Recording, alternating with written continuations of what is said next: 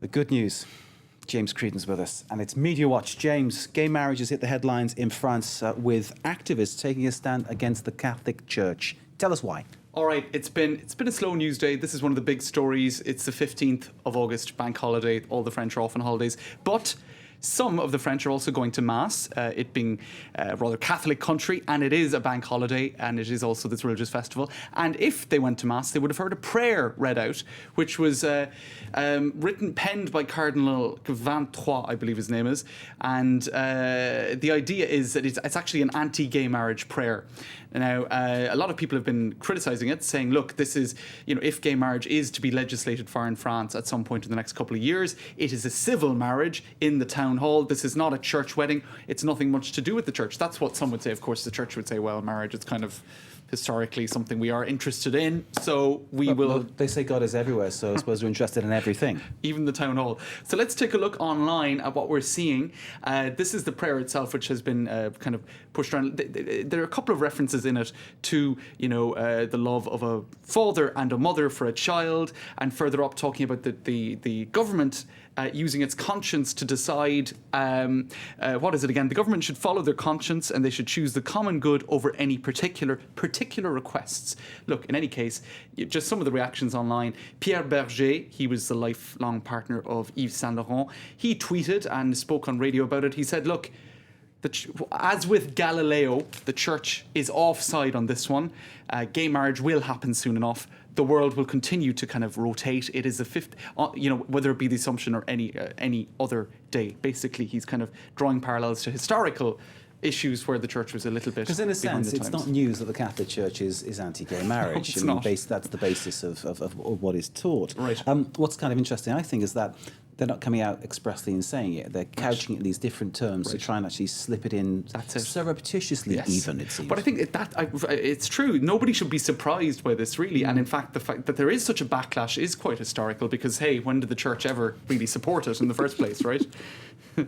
So one tweet to go. Look at this. I think this was kind of people poking fun at it. What will happen if gay marriage is passed in a graphic form?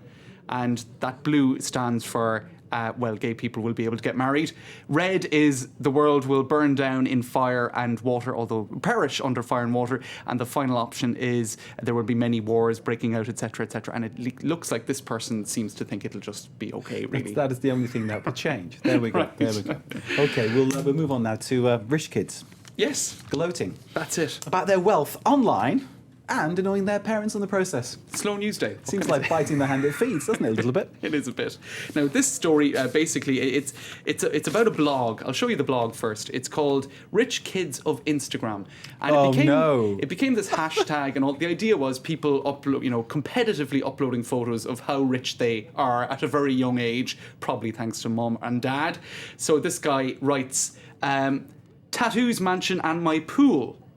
And hashtag Scorsini. So you get the idea. This chap here is having a fine spread for himself at the table with pizza and hamburgers and Coke and the whole lot. Hashtag personal chef, hashtag mansions. And this guy showing off many fine watches and his car and big bottles of Moet champagne. So I suppose the thing was done ironically, but actually is pretty obnoxious, you'd have to say.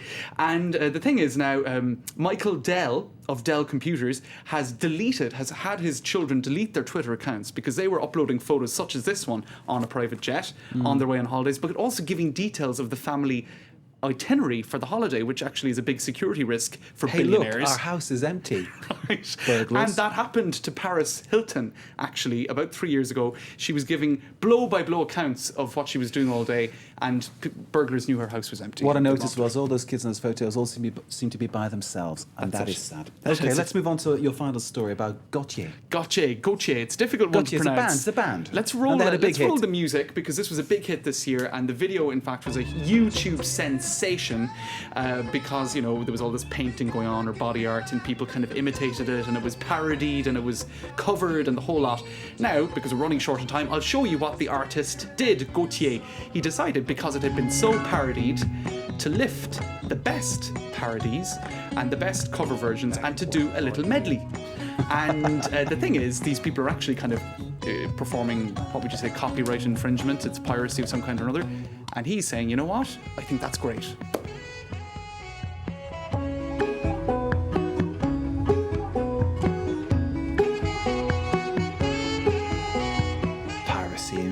let's just call it tributes. And well done to Gauthier for singing it that way and for That's right. And putting this spin on he it. spliced it up, he remixed it, and he was saying, great. Good man. You're very France Fan Cat. Do come and see us anytime. James, thank you very much indeed. Thanks, James Mark. Creedon with Media Watch. We're having a short break after that. Back with more news, some sport and some culture. This is live from Paris on France Fan Cat.